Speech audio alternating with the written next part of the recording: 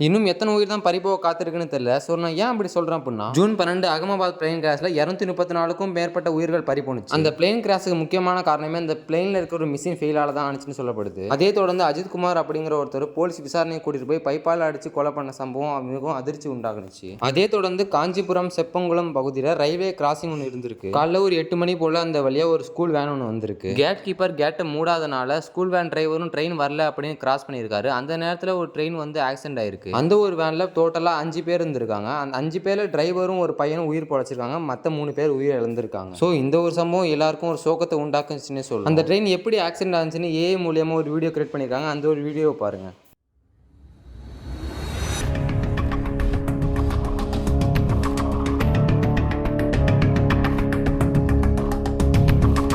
இப்போ ஸ்க்ரீனில் தெரியுற இவங்க 3 பேர் தான் அந்த ட்ரெயின் ஆக்சிடென்ட்டில் உயிர் இழந்திருக்காங்க. இவங்களை பற்றி நீங்கள் என்ன சொல்ல நினைக்கிறீங்க மறக்காம கீழே கமெண்ட் பண்ணுங்கள்.